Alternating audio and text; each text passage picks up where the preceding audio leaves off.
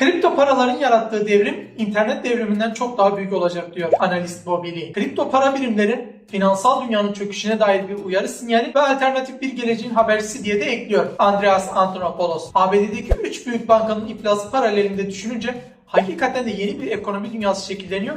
Bu daha başlangıç ve değişim kaçınılmaz. Kripto para dünyası son yıllarda oldukça hızlı bir şekilde büyüdü. Neymiş ki şu merak diyen bakkal amcadan, bulmaca batak okey sarmalında yaşayan kıraathane dayılarına, otobüste gelinini çekiştiren teyzeden, öte kalmış okulu uzatma endişesi sarmış üniversite öğrencisine, kuafördeki manikürcüden, senin için hazırladığım portföye kripto para da eklemeyi öneriyorum diyen borsacıya, hatta yıllardır bildiği tek birikim yastık banka koyduğu altınları olan anneanneden, tek bildiği geleneksel yatırım aracı arsa olan dedeye kadar hemen hemen herkesin hakkında fikri olup çok az bilgisi, hatta bilgisiz olduğu konu. İşte kripto dünyası.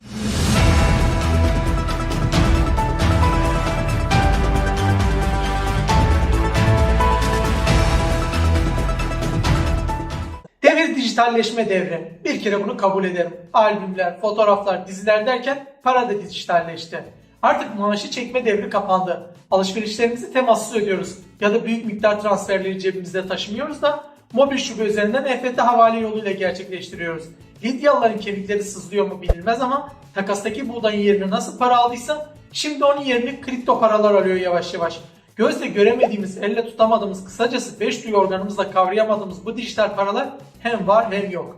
İnternet aracılığıyla kullanılan, hiçbir merkezi otoriteye ya da aracı kuruma bağlı olmayan ve kullanıcılar arasında doğrudan transferler yapılmasına izin veren sanal para birimi. Kripto para alışverişi fiziksel paradan farklı olarak sanal cüzdanlar üzerinden dijital bilgi değişimiyle sağlanmaktadır. İletilen verilerin ve sistemin güvenliği kriptografi ile sağlandığından bu isimle alınır. Bu sistemin babası Bitcoin'dir. Diğerleri altcoin. Blockchain bir nevi büyük bir deftere benzer ve tüm coin kayıtlarını içerir. İşlemler, hareketler ve kripto para birimi ile ilgili tüm kayıtlar bu deftere yazılır. Tüm defterdeki kayıtlar doğrudur ve aynıdır. Ne bankalar, ne hükümetler, ne kripto para biriminin yaratıcısı bu kaynakları sahtekarlık yaparak değiştiremezler. Başka bir deyişle blockchain'de tek bir kontrolör yoktur. Sistem birçok katılımcı tarafından kontrol edilir. Sistemin kendisi matematiksel hesaplamalarla çalışır ve bu sayede kripto para birimini korur ve hacklenmesini önler. Bizde hala caiz mi değil mi tartışmalarıyla uğraşırken hızla yayılıyor. En popüler kripto para birimi Bitcoin'dir. Ancak Ethereum, Litecoin, Ripple, Atom, Near ve Bitcoin Cash gibi çeşitleri başta olmak üzere 21 binin üzerinde kripto para çeşidi var. Şunu da gizlice söyleyebilirim. %95'i veya daha fazlası tamamen anlamsız. Kripto paranın bir de madenciliği var. Madencilik dedimse kazma kürek gelmesin aklınıza. Kripto para madenciliği. Madenciler bilgisayarın işlem gücünü veya ASIC adı verilen özel bir cihazın hesaplama gücünü veren kişilerdir.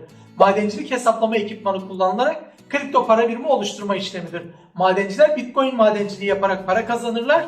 Bitcoin madenciliği oldukça enerji yoğun bir işlem olduğu için çevresel etkilere sabittir. Bitcoin madencileri dünyanın birçok yerinde elektrik tüketiminde büyük artışlara neden oldu. Bu nedenle birçok insan Bitcoin madenciliğinin çevreye olan etkisi hakkında endişeli. Henüz çok yeni olsa da ekonomi dünyasında dengeleri alt üst etti ve kartları yeniden dağıttı. Çok yeni dediğimde 2008'den önce böyle bir kavram yok. Tarihler 3 Ocak 2008'i gösterdiğinde kripto para birimi olan Bitcoin, Satoshi Nakamoto takma adlı bir kişi veya grup tarafından oluşturuldu. Bitcoin merkezi olmayan bir dijital para birimi olarak blok zinciri teknolojisi üzerine inşa edildi. Ancak Satoshi Nakamoto'nun kimliği hala bilinmiyor. Bitcoin'in ortaya çıkmasından kısa bir süre sonra ortadan kayboldu ve bir daha asla görülmedi. Kimliği hakkında birçok teori ortaya atılsa da ki bu teorilerden biri Elon Musk'tan geldi, Nick Szabo olduğunu düşünüyor. Nick bilgisayar bilimcisi, yazar ve kriptografi uzmanı olan Amerikalı bir bilim insanıdır. Satoshi Nakamoto'nun gerçek kimliği hala gizemini koruyor. James Halls adlı bir İngiliz 2009 yılında Bitcoin madenciliği yaparken yaklaşık 7500 Bitcoin kazandı. Ancak bilgisayarını temizlemek için hard diskine attığını hatırlamadığı için şifresini hatırlayamayacak ve bu nedenle Bitcoin'lere erişemeyeceği bir çöplükte yer aldığına inandığı hard diski kurtarmaya çalıştı. O zamandan beri yaklaşık 127 milyon dolar değerindeki Bitcoin'lere erişemedi. 2010 yılında Bitcoin henüz çok yeni bir teknolojiydi ve birçok insanın ne olduğunu bilmediği bir dönemde Florida'da yaşayan bir programcı Laszlo Hengeç 10.000 Bitcoin karşılığında 2 pizza satın aldı. Bu olay Bitcoin'in gerçek bir para birimi olarak kullanılabilmesi için önemli bir adım oldu ve o günden bu yana Bitcoin pizza günü olarak anılır. O zamanlar Bitcoin henüz çok değersiz bir para birimiydi ve bu işlem şimdiye kadar kaydedilen en pahalı pizza alımı olarak tarihe geçti. Bu teyze gibi Peki Sen 3 milyar 750 milyon. Sen milyar. Hesaplayamayanlar için kamu hizmeti. Bugünün parasıyla 4 milyar 662 milyon 175 bin 855 lira 36 kuruş. Yeni Türk lirasıyla. Konuya Adile teyze gibi yaklaşanlar Ulan öküz alır o parayla. Öküz it oğlu. Öküz alır diyorum. o paraya kaç pizza şubesi imparatorluğu kurulur işin içinden çıkmıştır umarım. 2013 yılında Bitcoin'in değeri 1000 doları aşarak tarihi bir zirveye ulaştı. Bu kripto para birimlerinin halk tarafından daha fazla fark edilmesine ve kabul edilmesine yol açtı. Aynı yıl bir Norveç öğrencisi olan Christopher Koch Bitcoin satın aldı. Ancak sonra okuluna odaklanmak için Bitcoin'lerini unuttu ve onları bir kenara bıraktı. 4 yıl sonra Bitcoin fiyatları yükseldi ve Koch sahip olduğu Bitcoin'lerin değerinin yaklaşık 850 bin dolar olduğunu fark etti. Winklevoss kardeşler Facebook'un kurucusu Mark Zuckerberg ile yaptıkları hukuk mücadelesiyle tanınıyor. Ancak kardeşler aynı zamanda Bitcoin'in de öncü isimlerinden biridir. 2013 yılında Winklevoss kardeşler Bitcoin yatırımı yaparak milyonlarca dolar kazandılar. Yine aynı yıl ABD Federal Soruşturma Bürosu FBI, internet üzerinden yasa dışı mal satışı yapan Silk Road adlı karanlık bir web sitesini kapattı. Sitenin yöneticisi olan Russ Albrecht, Bitcoin aracılığıyla gerçekleştirilen satışlardan komisyon alarak milyonlarca dolar kazanmıştı. Operasyon kripto para birimlerinin yasa dışı amaçlar içinde kullanılabileceği endişelerini arttırdı. Dogecoin bir Shiba Inu köpeği fotoğrafı temel alınarak şakayla karışık bir şekilde yaratıldı. Dogecoin o dönemlerde kripto para birimlerinin hala çok yenilikçi ve sınırlı bir alanda bulunduğu bir zamanda ortaya çıktığı için birçok insan tarafından komik bir girişim olarak görüldü. 2021 yılında milyarder iş adamı Elon Musk Twitter üzerinden birçok kez Dogecoin hakkında tweet attı. Bu tweetlerin birçoğu oldukça komikti ve birçok kişi tarafından beğenildi. Musk'ın tweetleri Dogecoin fiyatının yükselmesine de neden oldu. Medcax 2010 yılında Tokyo merkezli bir Bitcoin borsası olarak kuruldu ve bir dönem Bitcoin işlemlerinin %70'inden fazlasını gerçekleştiriyordu. Ancak 2014 yılında borsa hacklendi ve yaklaşık 850 bin Bitcoin çalındı. Olay kripto para birimlerinin güvenliği ve düzenlenmesi konularının önemini vurguladı. Medcax'ın iflası o sırada sahip olduğu Bitcoin'lere erişemeyen yüz binlerce kişi için büyük bir maddi kayıp anlamına geliyordu. Şirketin kurucusu Mark Karpeles birçok soruşturma ve mahkeme süreciyle karşı karşıya kaldı. Ve sonunda 2019 yılında Tokyo Mahkemesi tarafından verilen bir kararla Karpeles şirketin müşterilerine 340 milyon dolarlık tazminat ödemeye mahkum edildi. Medcax'ın olayı kripto para birimlerinin ne kadar güvensiz olabileceğini gösteren bir dönüm noktası oldu. Ve bu nedenle kripto para birimleri için daha sıkı düzenlemelerin ve daha güvenli borsaların oluşturulması çağrılarına neden oldu. 2015 yılında Ethereum adlı bir kripto birimi piyasaya sürüldü. Ethereum Bitcoin gibi bir dijital para birimi olmasının yanı sıra akıllı sözleşmeler gibi daha gelişmiş özelliklere sahipti. Bu kripto para dünyasında önemli bir dönüm noktasıydı ve diğer kripto para birimlerinin de gelişmesine katkıda bulundu. 2017'de kripto para birimleri o yılın başlarında büyük bir yükseliş yaşadı. Bitcoin'in değeri 20 bin doları aşarak tarihi bir zirveye ulaştı. Diğer kripto para birimleri de büyük bir yükseliş yaşadı. 2018'de kripto para birimleri piyasası büyük bir düzeltme yaşadı ve birçok kripto para birimi değer kaybetti. Bu yıl ayrıca ünlü ekonomist Nouriel Roubini'nin Bitcoin ve diğer kripto para birimleri hakkında yaptığı olumsuz açıklamalarla da hatırlanıyor. 2020'de MicroStrategy 250 milyon dolarlık nakit rezervlerini Bitcoin'e yatırmaya karar veren ilk büyük şirket oldu. Bu karar diğer şirketleri de Bitcoin yatırmaya teşvik etti. 2021'de bir coştu kripto para birimleri piyasası. Büyük bir yükseliş yaşadı. Bitcoin 60 bin doların üzerine çıkarak tarihi bir zirveye ulaştı. Ancak yılın ikinci yarısında bir düzeltme yaşadı ve birçok kripto para biriminin değeri düştü. 2022'de El Salvador Bitcoin'i yasal para birimi olarak kabul eden ilk ülke oldu. Aynı yıl Tesla CEO'su Elon Musk kripto para birimleriyle ilgili açıklamalarıyla sürekli olarak dikkat çekti. Şirketinin Bitcoin ile yaptığı yatırımı açıklamasının ardından Bitcoin fiyatı yükseldi. Ancak daha sonra Musk'ın olumsuz açıklamaları sonrası bir düşüş yaşandı. Yani bir tweet nelere kadir? Tabii keramet tweette değil, tweet'e atanın hikmetinden sual olunmuyor. Yine aynı yıl Çin kripto para birimlerine yönelik düzenlemeleri sıklaştırdı ve bu nedenle birçok kripto para biriminin değeri düştü. Kripto para birimleri birçok ünlü ismin de yatırım yapmasıyla 2022'de giderek popüler hale geldi. Örneğin Kim Kardashian'ın Ethereum sahibi olduğunu açıklaması ve Mark Cuban'ın kripto para birimlerine yatırım yapması bu trendin örnekleri arasında yer aldı. 2023 yılına damga vuran olay ise Tether davası. Kripto para birimi şirketi Tether Limited'in stabil coin'inin gerçek değerini desteklemek için yeterli rezerv fonu bulundurmadığı iddiasıyla açılmıştır dava.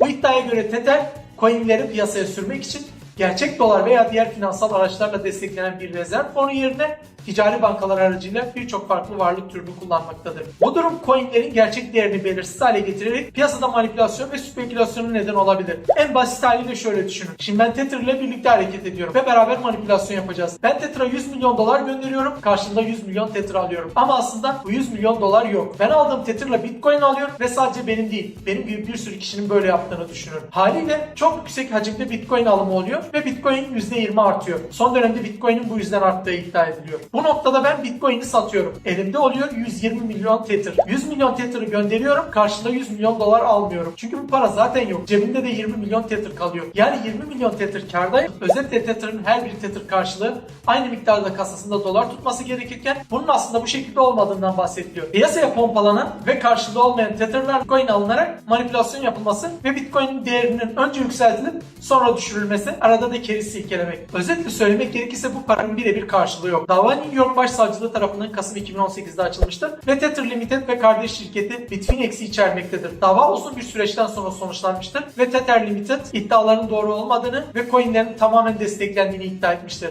Ancak Tether Limited ABD menşeli kullanıcılar işlem yapmasını engelleyerek uzlaşma sağlamıştır. Bitfinex ise dava sonucunda 18,5 milyon dolar ceza ödemiştir. Bitcoin ATM'leri birçok insan için oldukça komik bir kavram. Bitcoin'in bir dijital para birimi olması nedeniyle ATM'lerin bir parçası olarak fiziksel para birimlerine ihtiyaç duyulmaz. İşin esprisi burada. Bu nedenle birçok kişi Bitcoin ATM'lerinin neden var olduğunu merak ediyor. Kripto para birimleri dünya genelinde birçok ülkenin ilgisini çekiyor. Dünya genelindeki merkez bankalarının yaklaşımı çeşitlilik gösteriyor. Mahremiyet endişesi güden ABD tarafından tedavüle konan kripto para fikrine pek sıcak bakmıyor. Avrupa Merkez Bankası ve Alman Merkez Bankası Bundesbank, Bitcoin'i kurgusal bir balon olarak değerlendiren bankalar arasında yer alıyor. Hollanda, Norveç ve İsveç ise kripto paralar konusunda öncü olan ülkeler arasında. Rusya konuyu saadet zinciri şeklinde tanımlarken, Türkiye Merkez Bankası Başkanı Murat Çetinkaya doğru şekilde kullanıldıkları takdirde dijital para birimlerinin mali istikrara katkı sağlayacağına inanıyor. Ancak bazı ülkeler kripto para birimine olumsuz bir bakış açısıyla yaklaşıyor ve hatta kripto para birimlerini yasaklama yoluna gidiyorlar. Çin, Rusya, Nijerya, Bangladeş, Nepal başta yasaklasa da şimdi bir kendi kripto paralarını merkez bankalarında basıyorlar. Baş edemiyorsanız fırsata dönüştüreceksiniz. Çin dijital yuan, İsveç krona, İngiltere CBDC, Rusya dijital ruble, ABD dijital dolar ve Türkiye dijital lira. Bu ülkelerin yanı sıra diğer birçok ülkede kendi dijital para birimlerini geliştirme konusunda çalışmalar yapıyor. Hadi hayırlısı. Kripto paralar birçok avantaja sahiptir. Merkezi bir otoriteye ihtiyaç duymadan çalışırlar ve bu nedenle para transferleri daha hızlı ve daha ucuz olabilir. Anonimlik ve gizlilik sağlarlar. Kimlik bilgilerinin paylaşılması gerekmez. Ve bu kişisel verilerin korunması açısından önemli bir avantajdır. Kripto para birimleri herhangi bir ülkenin para birimine bağlı değildir ve bu nedenle sınır ötesi işlemler daha kolay hale gelir. Dünya çapında daha fazla kabul edilir hale geliyorlar ve birçok perakendeci kripto para birimlerini ödeme şekli olarak kabul etmeye başlıyor. Dezavantajları yok mu? İlla ki var. Kripto para birimleri fiyat dalgalanmaları açısından oldukça volatildir ve yatırımcılar için büyük riskler taşır. Anonimliğin kara para aklama ve terörizm gibi yasa dışı faaliyetler için kullanılması endişeleri var. Kripto para birimleri hükümetlerin para politikalarını etkileme yeteneğini ortadan kaldırır ve bu da hükümetlerin ekonomik kontrol etmesini zorlaştırır. Kripto para birimleri henüz yeterince düzenlenmemiştir ve bu nedenle yatırımcılar ve tüketiciler için potansiyel güvenlik açıkları ve dolandırıcılık riskleri vardır. Kripto para dünyasında kimlik hırsızlığı çok daha büyük bir sorun haline geldi. Kripto para birimleri anonim bir yapıya sahip olsa da yine de hesapların hacklenmesi ve kripto para birimlerinin çalınması mümkündür. Bu nedenle kripto para kullanıcılarına güvenliği arttırmaları için uyarılar yapılıyor. Sonuç olarak kripto para dünyası hala genç ve gelişmekte olan bir endüstri. Ancak büyük bir potansiyele de sahip. Birçok olumlu yönü olduğu kadar bazı riskleri de var. Ancak gelecekte daha da yaygınlaşması muhtemel görünüyor. Kripto para birimlerinin tam olarak nereye gideceğini sadece zaman gösterecek. Ancak şimdiden onların finansal dünyada bir yer edinmeye başladıkları açık. Bu anlatılanlardan sonra ben ille de kripto para dünyasına gireceğim diyenler için birkaç uyarı. Kulağınıza küpe olsun evinden. Kısa vadeli alsatlar yaparak zengin olma hayalleri kurmayın. Bu işe yeni giren herkes gibi siz de ulan dün şundan alıp şimdi şundan satsam lan vay be diye iç geçirip planlar yapıyor olabilirsiniz. Evet, bu piyasayı yönetenler için siz tam bir yolunacak gazsınız. Çünkü işler hiçbir zaman şundan alayım şundan satayım gibi kolayca işlemez. Siz de böyle planlar yaparken evdeki plan çarşıya uymaz durumunda panikle hareket edeceksiniz. Bu sayede sizin zararınız o balinalar için kar haline gelecek. Sabırlı olun. Panikle, aceleyle alım satım yapmayın. Şu anda Bitcoin çok artıyor mesela. Biz bu videoyu hazırlarken 472 bin civarındaydı. Bunun sebebi Amerika borsalarına giriş haberleri, batık banka mevzuları, coinlerin güvenilir liman gibi görünmesi tahminimce bir düzeltme gelebilir ve daha da düşebilir. Bu kadar yükselirse mutlaka kar realizasyonu yapılıp alttan toplanmaya çalışılacak ve bu işe yeni giren yatırımcıların paraları cebe atılacak. Mutlaka yükseldiği gibi de çakılacaktır. Fakat onun çakılması tekrar yükselmeyeceği anlamına gelmez. Haftada 8 katına çıkıp bir günde tepe taklak da olabilir. Bu söylediğim Bitcoin dışındaki paralar için geçerli. Bitcoin bir bakıma güvenli limandır. Bu aşırı yükselme ve çakılma durumlarında panikle işlemler yapmayın. Açgözlülük yapmayın. Hedeflediğiniz kâra ulaşınca eğer ortada artmasını sağlayan somut haberler yoksa kar realizasyonu yapın ve sonra sabırla düşmesini bekleyin. Satar satmaz düşsün artık üf diye tribe girmeyin. Hiçbir zaman en doğru yerde girip en doğru yerde çıkamazsınız. Ortada yükselmesini sağlayacak bir şey yokken biraz daha yükselsin de öyle satayım veya tersi düşünürseniz sonradan o an almayan satmayan kafama diye söylenirsiniz. Doğru yerde girip çıkma olayını açgözlülük yaparsanız bir tutturur iki tutturursunuz. Ama üçüncüye tutturduklarınızdan daha fazlasını kaybedersiniz. Ha ortada somut bir haber olur, bu kar hedefini yükseltebilirsiniz. Ama manipülasyon haberleri yükselen bir şey yükseldiği gibi bir anda çakılır. Bakın bunlar büyük şirketler değil. Kolaylıkla bir günde %50 oynayan paralar. Başlangıçta büyük miktarlarla girmeyin. Kesinlikle sizi zora sokacak bir miktar girmeyin. Kaybettiğiniz zaman iş işten çoktan geçmiş olacaktır. İhtiyacınız olmayan fakat köşede durdukça değer kaybetmesini istemediğiniz, kaybedince hayatınızı alt üst etmeyecek miktarlarla girin. Ne ocaklar yandı ne yuvalar bozuldu Bitcoin mağdurlarınca. Riski dağıtın. Paranın hepsini tek bir sanal paraya yatırmayın.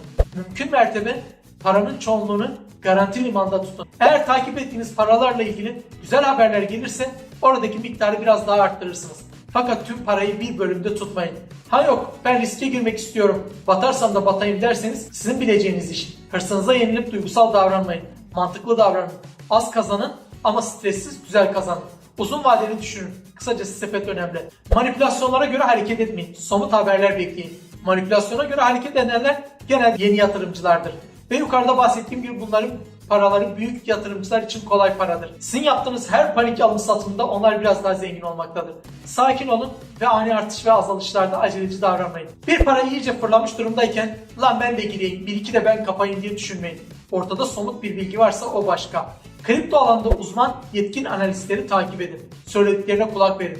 İş işten geçtikten sonra dövünmenin kimseye bir faydası yok. Son olarak önce araştırma yaparak ve riskleri göz önünde bulundurarak hareket etmeyi unutmayın. Yatırım yapmadan evvel alacağınız coinlerin ekosistemine, projesine, white paper'ına, üretim hızına, üretim esnası maliyetlerine, gönderim hızlarına, gönderim maliyetlerine, altyapısında kullandıkları yazılıma, Yodin'in basit ya da karmaşıklığına bak. Hiçbir olay olmayıp balinaların keri silkelemek adına pump yaptırdıkları projelerden uzak durun. Son söz olarak bu videoda anlatılanların hiçbiri yatırım tavsiyesi değildir diyelim de başımız ağrımasın. Kripto para piyasası oynaklığa, dalgalanmaya çok açık ve riskli bir piyasadır.